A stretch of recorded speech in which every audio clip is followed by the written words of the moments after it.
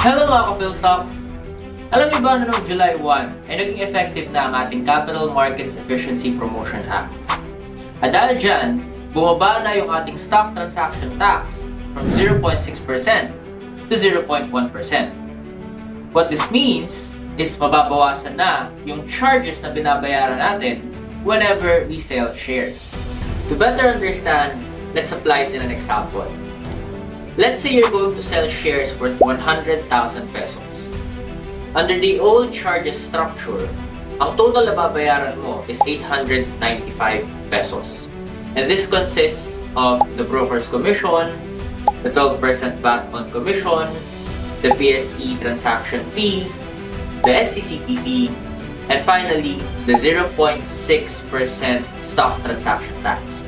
But with the new tax structure, 395 pesos na lang ang babayaran mo.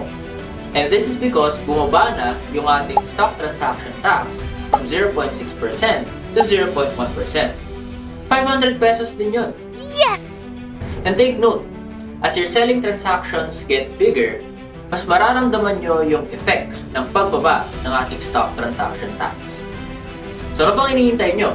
Invest na!